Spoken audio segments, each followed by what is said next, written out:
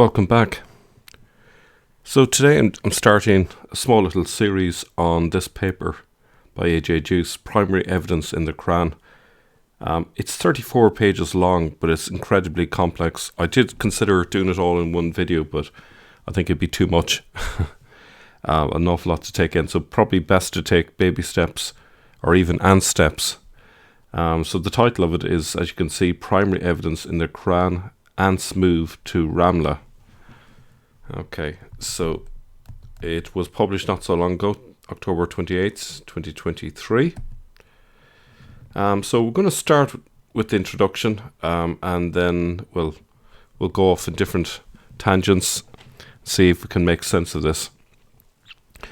So what he says is, like earlier works of this author, this paper continues with the bold thesis that the Quran was not written when tradition says it was, and that it contains a trove of primary evidence. Forensics sometimes depends on a single strand of DNA, a single hair, or a tiny bit of fibre left behind on a crime scene. The Quran contains a bucket full of such evidentiary fragments. It is spiked with treasures.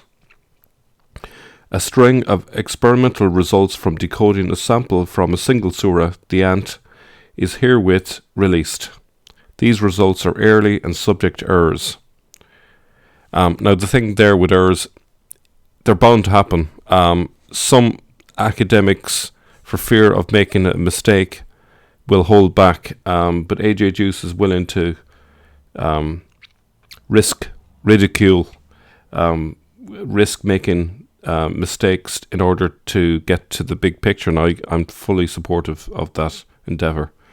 I think the big picture is way more important than worrying about little minor details.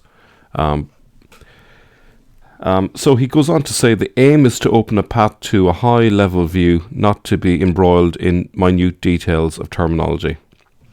So here are the main takeaways. The ant refers to the city of Ramlah as staging ground for an assault on Lida. Okay.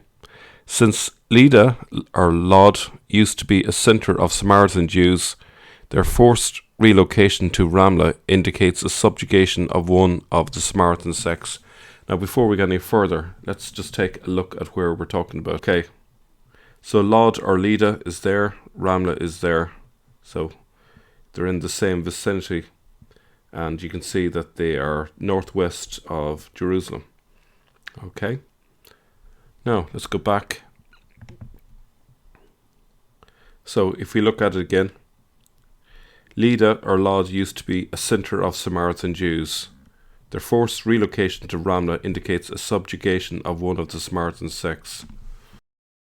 So why would the Samaritans be referred to ants that moved to Ramlah?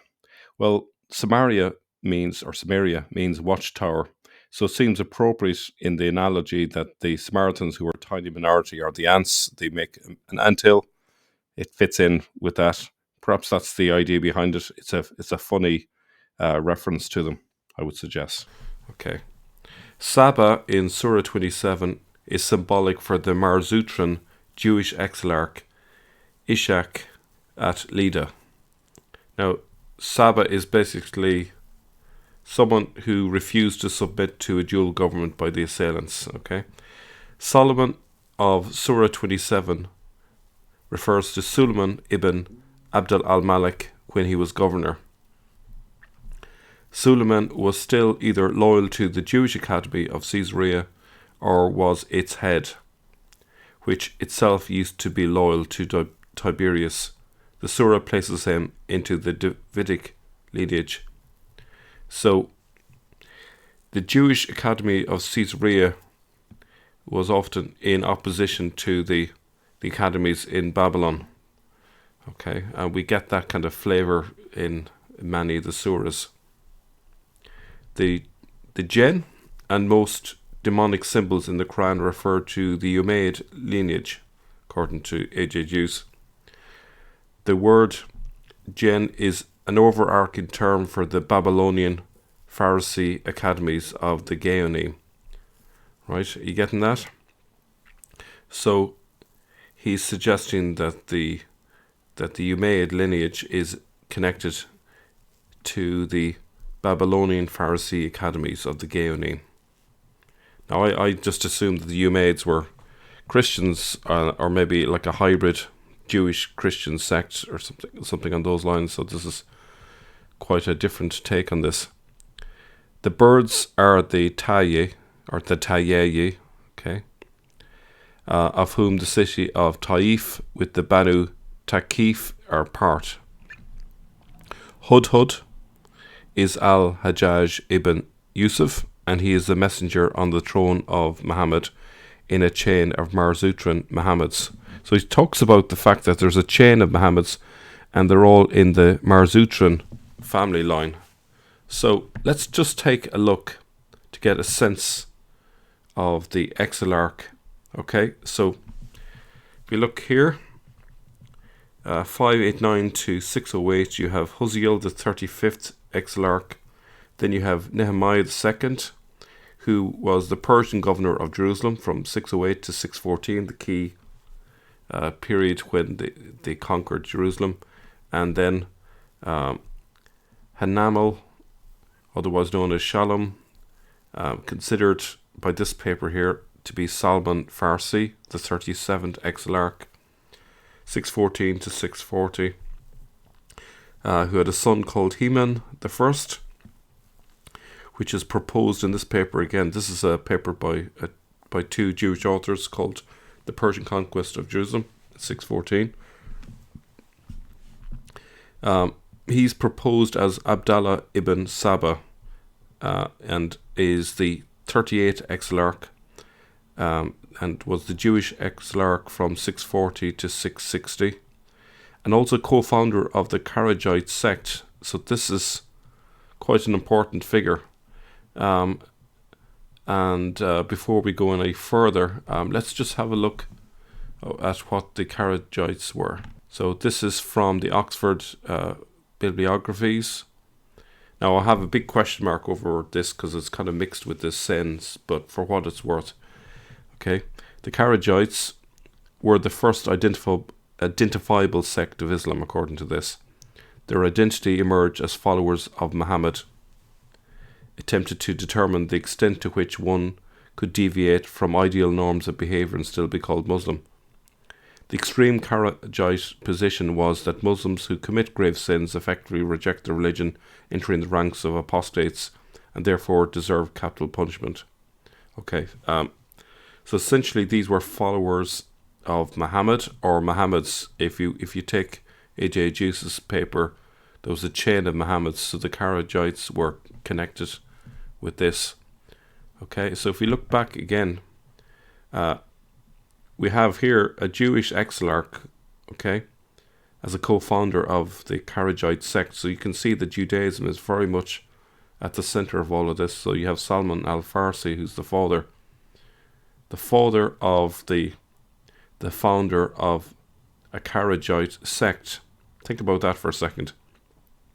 According to this paper here, this was the first identifiable sect of Islam, right? It takes a while to take this in.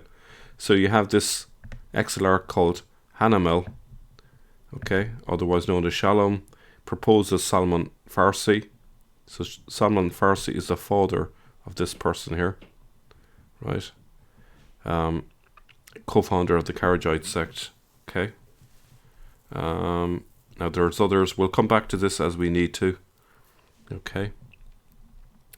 Over here, the Bostony wing, they were the line which went to south of France and formed a Nazi leadership over there in Narbonne. Okay, let's go back to the paper. I hope you're following this because this is kind of crucial. Okay, now AJ Deus says this: Al-Hajjaj did not destroy the Quran, he created the Surah, but not the entire Quran. Okay. Now, Surah 27 can be dated to no earlier than 705 and no later than 714 AD. Okay. Since Surah 27 is part of the Sana's Quran, the demarcation point for pre to post Sana's creations of surahs in the Quran shifts into the 8th century post Suleiman. So much for the carbon dating, huh? Alright. So Surah 27 is part of the Sana Quran, okay? So you're talking, the Sana has to be an 8th century creation, according to this then. Right? A lot to take in. Okay. It says that the Quran embeds real events into a biblical narrative and thus entombs a chronicle. An experimental sequence of all surahs is in the appendix. Okay.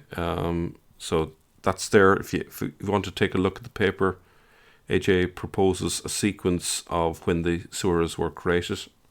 Again, it's kind of experimental, but it's, a lot of people have tried to put them in order. I don't know if that's going to work, but in any case, because I think the editing overlapped so much, I don't know if that's even a fruitful exercise, but in any case, it might get us somewhere.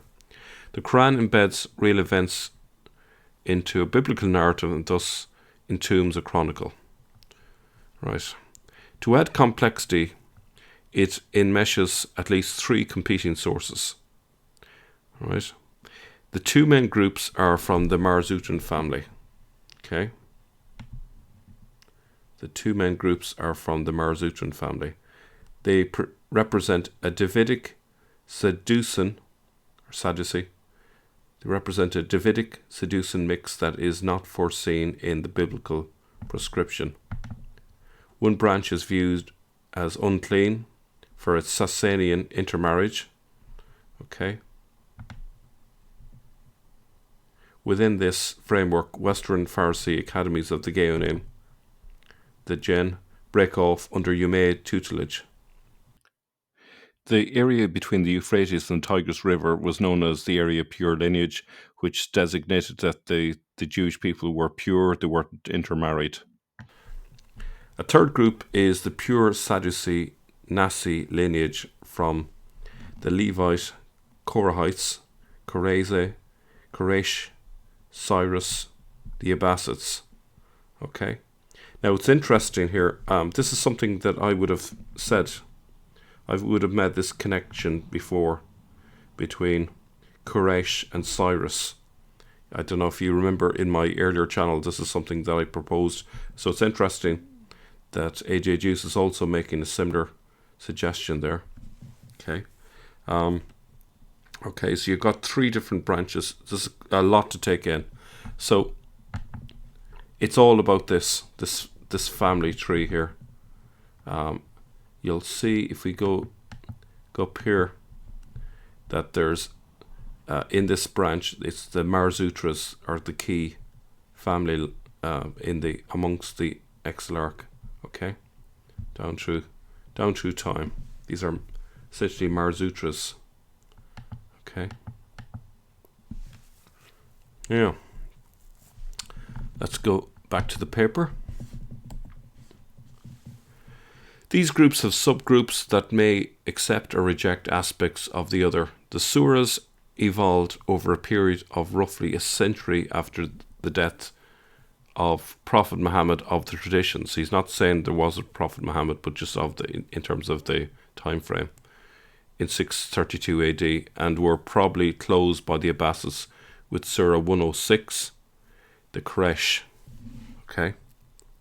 Since I will demonstrate that the chain of Muhammad starts at least a century before the life of the Prophet Muhammad of the traditions, the possibility that some texts might have been created since then should not be discarded offhand. Okay? So what's he saying there? Since I will demonstrate that the chain of Muhammad starts at least a century before the life of the Prophet Muhammad, the possibility that some texts might have been created since then should not be discarded offhand. In other words, there may be texts that were produced long before 632. Now we know that there is an inscription 100 years before 632 way down in Yemen, referring to Mahmed. Okay, in the context, it seems to be referring to the Jewish God. Okay, but we're talking that sort of time frame. Now, he goes on to say that in the paper, The Lost Cities of Baghdad, I showed that Baghdad was the site of Pompedita, okay, which was the Jewish center to which the entire diaspora submitted. Right, that was really crucial. During the 12th century, the 10 academies representing the 10 tribes were fully present, and the throne of the Caliph Muhammad was next to the throne of David in a dual government. Benjamin of Tudela says as such in plain language. He also makes clear that Jewish leaders were in control of the administration across the Abbasid domain. This is huge. The paper reveals that Amr al-As was implicated, one of the earliest leaders of the Muslim conquest who made it into the historical record. Okay. Jewish leaders were the kingmakers and in control of commerce. Now, okay, let's stop here and have a look at Benjamin of Tudela. So he says, hence it is 2 days to Baghdad, the great city and royal residence of the Caliph Emir al-Mu'minin al-Abbasi of the family of Muhammad. He is the head of the Mohammedan religion, and all the kings of Islam obey him. He occupies a similar position to that held by the Pope over the Christians. So they're obviously copying that sort of model monarchy system. He has a palace in Baghdad, 3 miles in extent, wherein is a great park with all varieties of trees, fruit-bearing and otherwise, and all manner of animals. The whole is surrounded by a wall, and in the park there is a lake whose waters are fed by the river Hedikil. Whenever the king desires to indulge in recreation and to rejoice and feast, his servants catch all manner of birds, game, and fish. He goes to his palace with his councillors and princes. There the great king, Al-Abbasi the Caliph, Hafiz, holds his court, and he is kind unto Israel. Right? No conflict there. And many belonging to the people of Israel are his attendants. Right? He knows all languages and is well versed in the law of Israel. He reads and writes the holy language Hebrew. He makes coverlets to which he attaches his seal. His courtiers sell them in the market, and the great ones of the land purchase them, and the proceeds thereof provide his sustenance.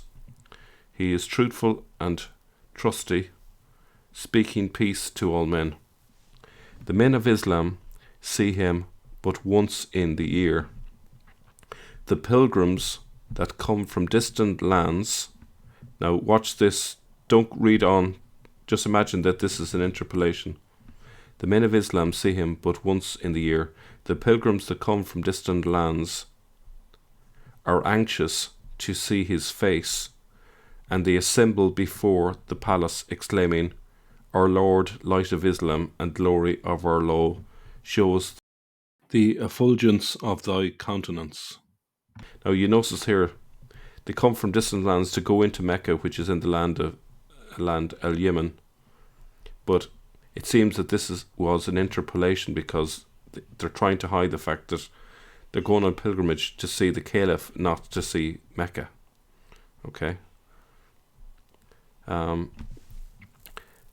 this is not just my opinion. AJ Deus suggests the same, and I believe a few other academics also see this in the text. Then the princes who minister unto him say to him, Our Lord, spread forth thy peace unto the men that have come from distant lands, who crave to abide under the shadow of thy graciousness. And thereupon he arises and lets down the hem of his robe from the window. It's like Rapunzel, Rapunzel, let down your hair. And the pilgrims come and kiss it. And a prince says unto them, Go forth in peace, for our master, the Lord of Islam, granteth peace to you. He is regarded by them as Muhammad. See that? This caliph is regarded by them as Muhammad, and they go to their houses rejoicing at the salutation which the prince has vouchsafed unto them, and glad at heart that they have kissed his robe. Alright, this is troubling, let's say, for Muslims, because you can see that he's been treated as if he were Muhammad. Now this would fit in with the idea that Muhammad is just a rolling position where different people are treated as Muhammad. Now, he does not issue forth from his palace save once in the year at the feast which the Mohammedans call El-Eid Bed Ramazan, and they come from distant lands that day to see him. He rides on a mule and is attired in the royal robes of gold and silver and fine linen. Okay, now it's interesting, it's done as Ramazan rather than Ramadan. Is there any significance in that, I wonder? A reference here, they salute him with a loud voice and say, "Peace unto thee, our Lord, the King and Light of Islam." He kisses his robe, and stretching forth the hem thereof, he salutes them. Then he proceeds to the court of the mosque, mounts a wooden pulpit, and expounds to them their law. Okay, so we also have this detail here.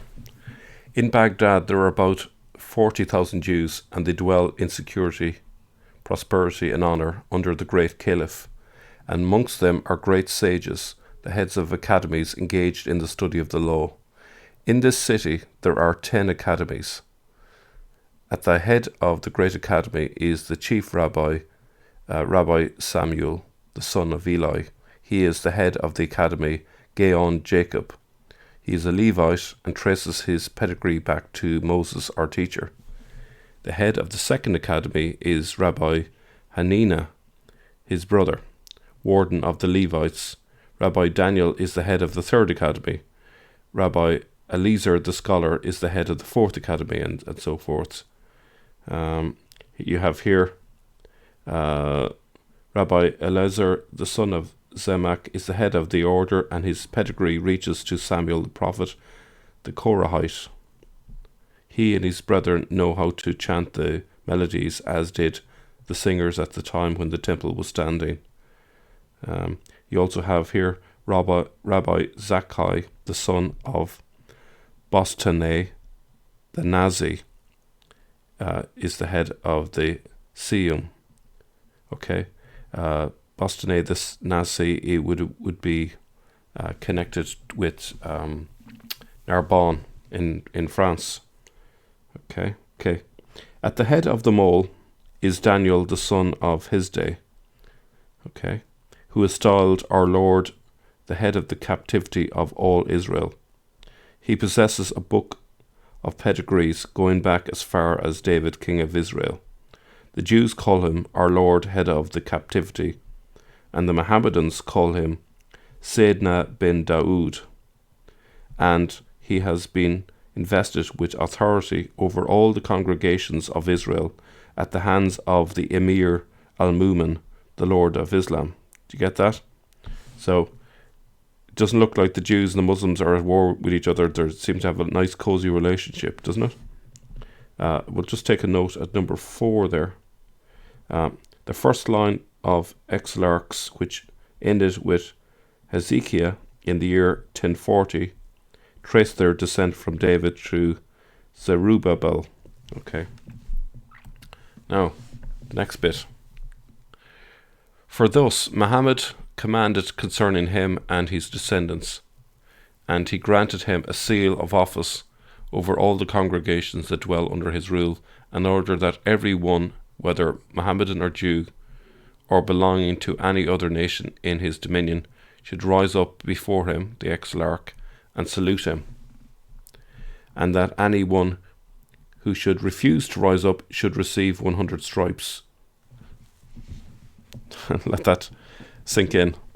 So they have this tradition coming from the original Muhammad, presumably, saying that people are, whether Jew or Mohammedan, are to rise up to salute the Exilarch, the Jewish Exilarch. Right. This is a tradition, obviously it has been forgotten. Every And every 5th day, when he goes to pay a visit to the great Caliph. Now look at that. Every 5th day, this Exilarch, Jewish Exilarch, goes to pay a visit to the great Caliph. Horsemen, Gentiles, as well as Jews, escort him, and heralds proclaim in advance, "Make way before our Lord, the Son of David, as is due unto him." So they're acknowledging him as a descendant of David. The Arabic words being Amelu Tariq la Sayyidina bin Daoud. Okay. He is mounted on a horse and is attired in robes of silk and embroidery with a large turban on his head, and from the turban is suspended a long white cloth adorned with a chain upon which the cipher of Muhammad is engraved. Okay. So there's a cipher of Muhammad on him. So this suggests that the whole concept of Muhammad is within the Jewish circle of belief. Then he appears before the Caliph and kisses his hand. And the Caliph rises and places him on a throne which Muhammad had ordered to be made for him. And all the Mohammedan princes who attend the court of the Caliph rise up before him. Now, in case you think this is the Muhammad of the traditions, notice that this is all focused on Iraq. So whoever the original Muhammad was among the chain of Muhammads, we're talking about someone in Iraq. Okay?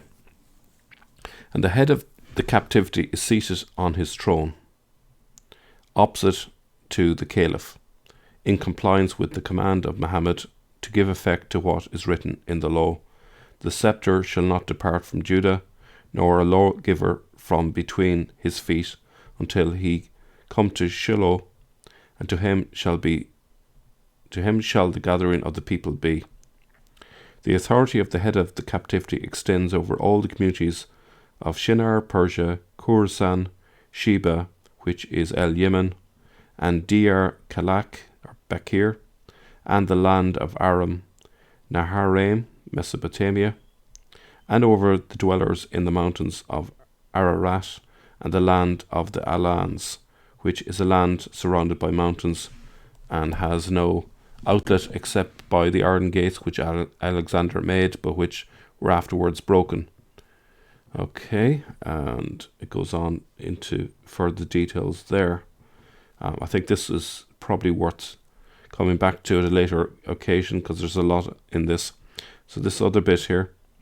At his installation, the head of the captivity gives much money to the Caliph, to the princes and the ministers. On the day that the Caliph performs the ceremony of investing him with authority, he rides in the second of the royal equipages and is escorted from the palace of the Caliph to his own house with timbrels and fifes. The Exilarch appoints the chiefs of the academies by placing his hand upon their heads, thus installing them in their office. The Jews of the city are learned men and very rich. Doesn't sound like the Jews are being persecuted by the Muslims here. In Baghdad, there are 28 Jewish synagogues situated either in the city itself or in Al-Karak on the other side of the Tigris. For the river divides the metropolis into two parts. The great synagogue of the head of the captivity has columns of marble of various colours overlaid with silver and gold, and on these columns are sentences of the Psalms in golden letters, and in front of the ark are about 10 steps of marble.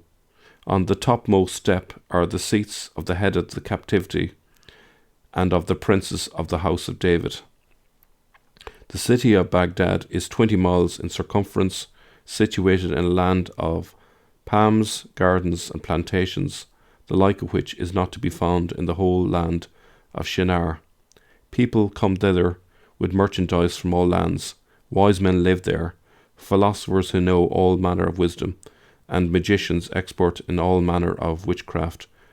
Hence it is 2 days to Gazigan, which is called Rasan. It is a large city containing about 5,000 Jews, and there I will stop it. Okay, so that's a little bit diversion.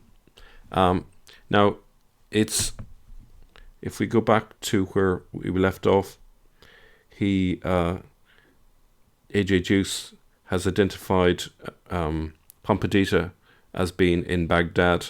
That's where the center of everything is, and Benjamin of Tudela really confirms that finding in his description there.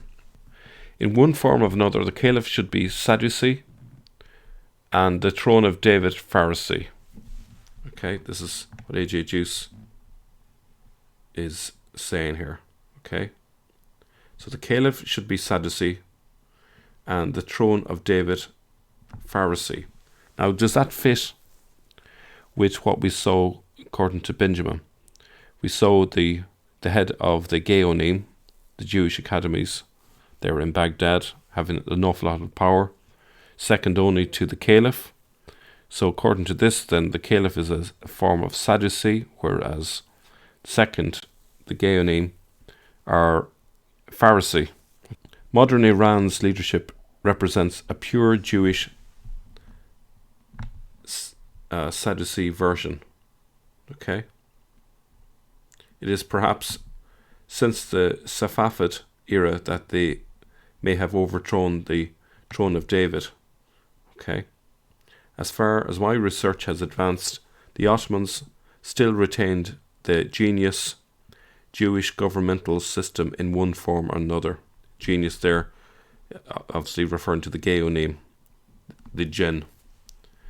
3 Mar-Zutran branches represent a Davidic Sadducean mix during the Umayyad era. Okay, that's kind of key. So during the Umayyad era, you have this mix of the Davidic and the Sadducean. Okay, the Pharisee and the Sadducee. It marries rabbinic thought with Sadducean principles and is on the path to modern rabbinic Judaism, which is obviously is a mishmash of both points of view. And this is precisely where the confusion in the Quran comes from. The leading houses could not agree on the supreme leadership. This is particularly frustrating when they are branches from the same family tree. Okay, so again, it's the family tree, and yet, there's different points of view within that family tree. They're not all on the same page, as it were. Okay. Now, should either of them go it alone, or if they went together, who should take the spot in the sun? Which are their subgroups? Could a group have split and opposed each other? The evolution of this conflict to settle this very question is at the heart of the Quran, and the Shia-Sunni split that finds its root in deep Jewish history. This is absolutely key. So the origins of that Sunni-Shia split seems to be from all of this. Here is the experiment. If it is true that Jewish leaders were the ringleaders of proto-Islam, then it is probably also true that the authors of the Quran were Jewish. In consequence, researchers must understand the tools available to these Jewish leaders in order to bring the meaning that is submerged in the Quran to the surface.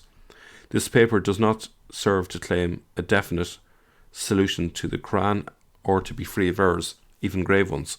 Instead, it aims at opening an experimental avenue for exploration, one that searches for context in the hopes of triggering many curious minds. It is here claimed that the logic of the Quran is pinpoint precise, but perhaps fully understandable only by contemporaries of its authors, and only specific contemporaries at that, those who thought biblically, or rather Talmudic, in a zeitgeist of the world coming to an end. That is absolutely key. So someone understood what was meant in the Quran at the time. Unfortunately, that's been lost. Okay, and things are coded in there that we need to unpack.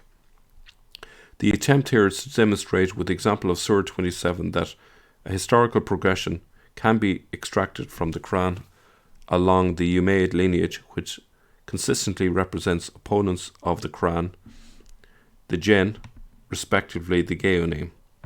Sometime in the future, I will publish a separate paper that lays out the methodology and lists the Umayyads that are given demonic treatment in the Quran. And yes, it includes Abd al-Malik as an opponent. That might be a shock to some of you. Sacred texts are difficult to read, let alone to understand. There's a top layer that students can read, but the pearls are hidden at the bottom of the sea. These Talmudists consider it their duty to propose difficult questions and answer them in a witty and subtle manner, but leave unnoticed the precious pearls that lie upon the bed of the Talmudic ocean, the Haggagic passages, similar to Midrash, so rich in beauty and sweetness. I'll just go to the footnote here for that, number 2. This comes from Isaac Abob the First, Aaron Ha-Edut, the Ark of the Testimony, 14th century preface. Okay. So the Talmuds are such sacred texts, and the Quran as well as the Doctrina Jacobi are sister texts that find no comparison in linguistic artistry and logical maze anywhere from after the Justinian plague in the 6th to 8th century. Try to name any text that comes intellectually close to their logic, careful choice of words, biblical depth, or even simple syntax. These texts buoy from a time otherwise drowned in a cultural, financial, and intellectual poverty, and you cannot just read them. You have to keep your senses together and follow their logic to the last detail. A few scholars are finally catching up to 7th century elements in the Talmuds, with the author's case made that the Jerusalem Talmud Barakat is a 7th century work in full, containing the birth of Proto-Islam up to the 650s. Okay, since Barakat broadly interacts with the Babylonian Talmuds, they also are penetrated by 7th century material. Also, I made the case that the Quran's registers of Gen and Sigen reflect a rejection of the Babylonian Talmud against the acceptance of the Jerusalem Talmud. The Quran is but an extension of the two. At the time, only one group stands out as being systematically equipped with the educational tools to create such works: Jews. It is almost irrelevant in which language such texts were written: Syriac, Aramaic, Hebrew, Arabic, or any other. From the start, they included an encoded layer of logic that often appears garbled at its surface. If such encoded texts were a matter of interpretation, the message would be understood differently in every academy or synagogue. That defeats their purpose. There must have been a commonly shared way to decode them on the fly from memory. The gematria provides for such rules with mathematical precision. However, while some of the decoding keys to which rule needs to be applied are in the Talmud itself, most of them are missing, or I simply do not understand them. These keys can today be replaced with computational text analysis, data mining, and increasingly with artificial intelligence. I think that could be a huge area going into the future. We can use AI hopefully to decode all of this. We are probably the last generation that needs to apply hard thinking to unlock the mysteries buried deep in these creations, but we must open the Talmud to understand the Quran. Some of the Quran makes no sense no matter how hard researchers try to interpret it. Some of it is on a level of textual complexity that only widens the spectrum of interpretation. Other passages seem understandable on the surface, but they reveal nothing of substance. Is there a way to open the vault? A text outside of its context is denuded of its meaning. When analysing the primary documents of the 7th century, researchers tend to overlook the Quran as a piece of evidence that is certainly contemporary.